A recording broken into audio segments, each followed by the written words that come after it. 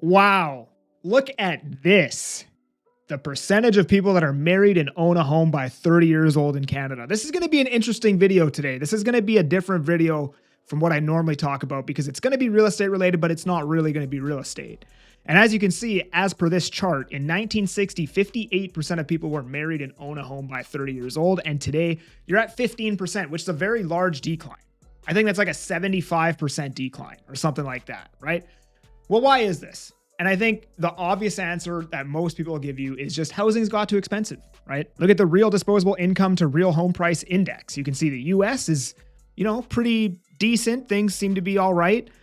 And you look at Canada and you look at housing prices in comparison to disposable income. Well, it's going to be pretty hard to buy a house if you're a young person when your disposable income is not even close to what the home prices have done. But I don't actually think this is the bulk of the reason. So I Googled just to get some counter data, percentage of 30-year-olds who own a home in Canada, and I took out the married. So this is just 30-year-olds who own a home that aren't married.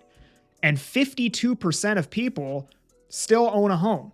And yeah, it's a decrease from 59% in 2011. And I'm sure this number was a lot higher as you go into the 80s, but I highly doubt it was a 75 to 80% decrease, whatever was shown in that last chart. So is it the economics that's the main driving force? I think it's definitely one of them, but I think the other side of this factor, the getting married part of that chart, I think is a lot more difficult now than it was maybe even 10 years ago. I talk to a lot of people around my age, and something that's like become a hot topic on TikTok, social media, everywhere else is that dating is like impossible in the current day and age. There is a very divisive environment right now, right?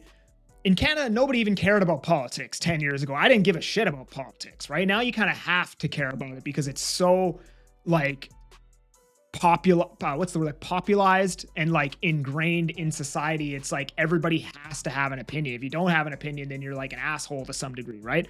So everybody has opinion on politics now, and women tend to lean one way, men tend to lead the other way, and it's become so divisive, right? That it's like I have friends that are, obviously I'm right leaning. I have friends that are left leaning, and I can be friends with people on the other side. I communicate with them all day long. I don't care, right?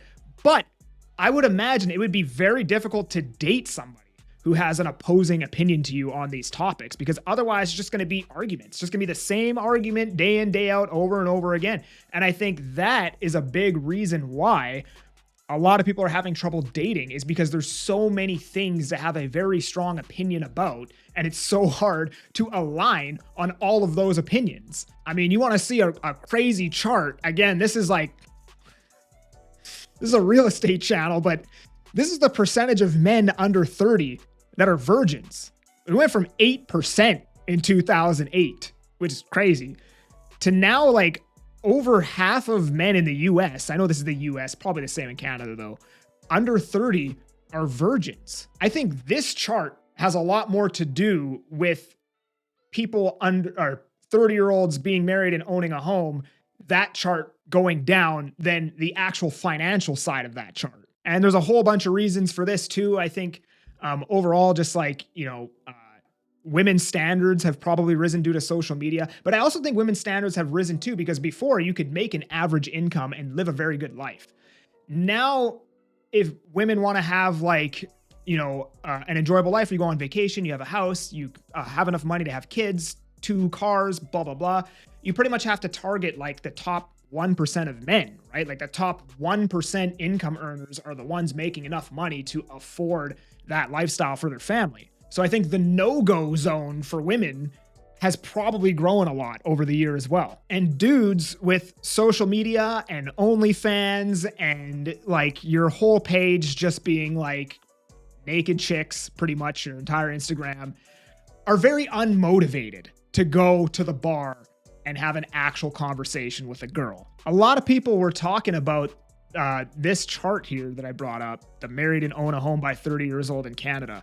And almost every argument that I seen was talking about the finances of everything. But I actually think the other side of that coin, just society being different, it being harder to connect with people, has actually been the worst side of this coin than the finances themselves. And I think overall dudes are just scared to get married. Like, everybody knows a guy in his 40s where like his whole personality is just bitching about his ex-wife, right? Like, she took the house, I can't see the kids, now she wants alimony, she's taking me to court for the other rental property, now I gotta liquidate this. Like, when I was in plumbing, that was pretty much every 40-year-old that I knew, right? It was almost like a rite of passage in construction that like, you become a Red SEAL, you're making more money, you get married, you have a kid, then you get divorced, then you lose the kids, then you lose the money, and then your personality becomes a depressed construction worker who bitches about his ex-wife. And I'm not saying that's everybody in construction, but I'm just saying, like, we all know a guy whose life was essentially ruined by a divorce. And this makes marriage very scary for men who want to provide for a family, who want to be the breadwinner, who want to be able to have a wife that maybe works part-time or is a stay-at-home mom and they earn all the money, right? Can be a very scary situation for a lot of dudes to enter into. And previously, before society got really divisive with all of this crap that we have to argue about these days, divorce rates were already high. And I think it was like 70% of divorces happen because of financial reasons, because people are arguing about finances, right? You know, oh, we don't get to go on vacation. We don't get to do this. Oh, I paid for this last week. Now it's your turn to pay for that. So the divorce rate was already high before all of this.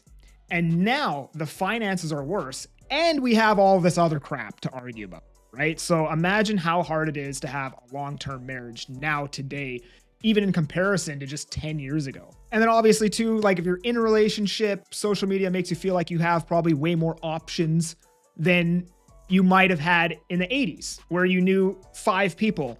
And when you wanted to talk to those people, you had to call them on a landline and schedule a date and time to meet them there. And if they didn't show up there, you're basically screwed. You had no way to contact them and see what happened or whatever. And they could literally be in the same building as you, but just on the other side of the building. And you'd have no idea. So there's a whole bunch of reasons why this chart is the way it is. And in my opinion, I actually think it's a societal problem instead of a financial problem. I think the finances definitely are a big, big part of this, but I don't think it's the main slice of the problem. So a bit interesting video today for a real estate channel, but if you did enjoy it, I hope that you did and you liked the video and you subscribe to the channel. And if you want to chat with me about buying or selling real estate in the Fraser Valley, there's a link down in the description. Otherwise, I'm that Agent Kelly. I'm making moves to move you. Peace.